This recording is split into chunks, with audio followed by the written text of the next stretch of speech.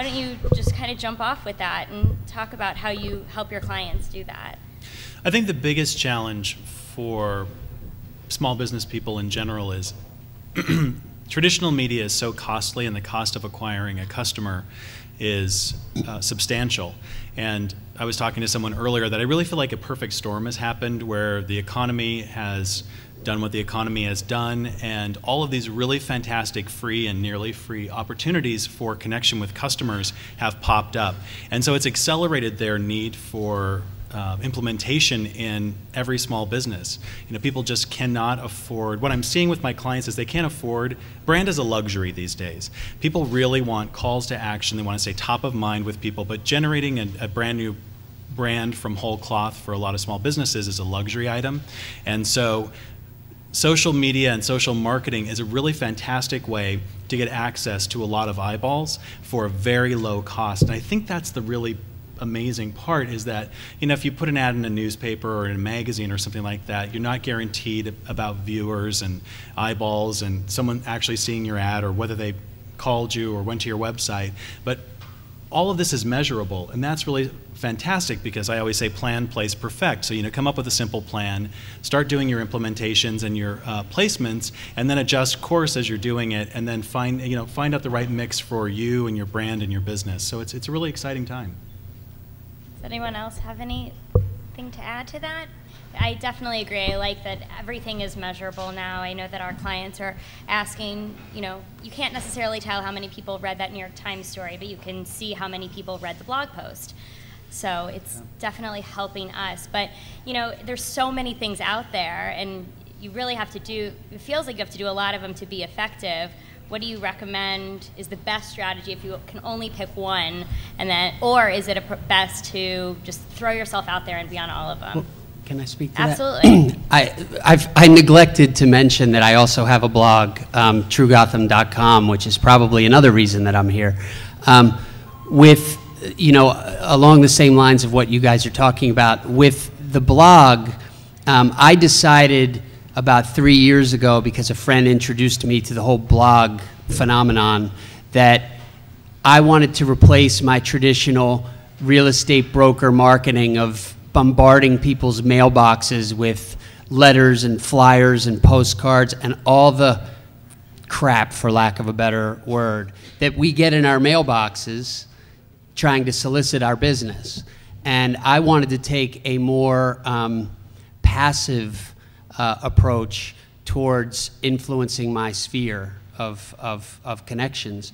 And I started the blog, and I can see who's reading my blog posts, and I can track the traffic on my blog, and I can aggregate, I can connect my blog posts so that when I post on my blog, it goes to Facebook, and it goes to Twitter, and it goes to LinkedIn, and it goes to Plaxo, and it goes to all of these places, and it's all free. My blog costs me roughly, I think it's $160 a month in actual dollars. That's what it costs me a month. And the other stuff's free. And I'm doing a lot of business because of these social marketing tools. A lot of business. Anyone else? I want to add something to this, because this has been a little bit of a pet personal crusade, if you will, of mine. I recently wrote a post called "It Ain't the Technology," right? What it really occurred to me is there are agents out there who really should not be blogging, period. Exactly. Because you're really bad at it. And if you're bad at it, then it's not only doing a disservice to the consumer, it's actually doing you a harm, because it'll actually create negative brand for you. And I reached back into the second post I ever wrote on Notorious RB, which basically, and I found this, and I was like, wow, I'm quoting myself, I'm such a dork. And it was this, look, what technology does, right, it makes your existing processes more efficient. That's what it does. So if you're a great writer, then technology like blogging can really help, you know, drive your message across. If you're wonderful in video, then, you know, someone like Phil can really help you with that. If you have a face for radio, you probably don't want to be doing video blogging. You know, so it's those types of notions. So some of the issues that I think confront real estate professionals and the consumers is frankly that some of the things that real estate professionals do is tremendously annoying. So going to Facebook, going to LinkedIn, going to Twitter, going to these things, and carrying your exactly same annoying practice to those just makes you that much more efficiently annoying. So I know we're talking about social media from a technology and technique standpoint, and there's a lot to be learned there.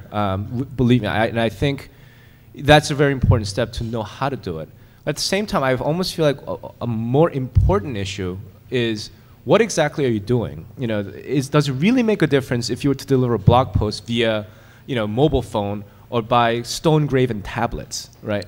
It's the message that matters. It's not necessarily the technology. Now, there are some, some ideas there, but it's just something I feel like doesn't get talked about enough, that we focus so much on the tools. Like Doug's blog, I've read, he's a wonderful writer. I mean, let's not forget that there's a talent, there's a skill involved that not everyone has, and the technology is not going to be a silver bullet. So. I just wanted to add to that, because that was brilliant, and I agree completely. When I first started blogging, I wrote a couple of posts, and I thought you were supposed to be snarky. I really thought your voice was to be just a complete smartass, and that was how that medium worked.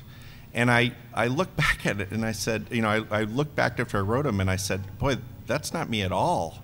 And I can be funny or witty, but I can't be that. And I think the hardest part about any kind of social media, whether it's 140 characters or whether it's a blog post, is that you represent yourself in that medium. And if you can't express yourself in 140 characters, then you shouldn't be Twittering, but maybe you should be blogging. You could be a great writer, but you can't compress your thoughts or come across the way that you want to come across. And it's sort of a fine tuning of, because there's so many choices out there. Well, so if you're not blogging or Twittering or on LinkedIn or Facebook or whatever you're doing, are you getting lost now? I mean, that's what everyone's talking about. Is it just a phase, or? I certainly don't think it's a phase. I mean, I think you're missing out if you're not at least trying these services. I don't think it's a matter of you should or you shouldn't do anything. You should try it all, right? See what works for you. I mean, as Jonathan said, like, he wouldn't have known that being snarky was the wrong way to go about it unless he'd learned through trial and error. There's absolutely no reason to not try any service, blogging, Twitter, et cetera, but you're going to learn rather quickly what works and what doesn't. Video is a good example. I have there's a fair amount of brokers out there that like to use video and grab their flip cams and film a house, and there's arguments over whether or not that's good or bad, but I'll often say, like, just because I can get my hair cut or I can cut my own hair doesn't mean I should, right?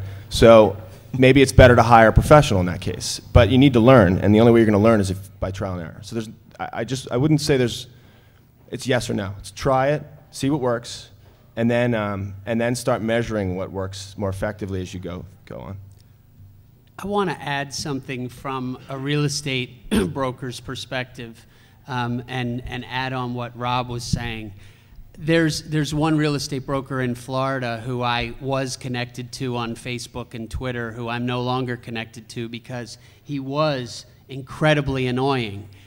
5 times a day, I was getting an update from him about his condo project that he's representing in South Beach. I'm not interested in seeing that 5 times a day.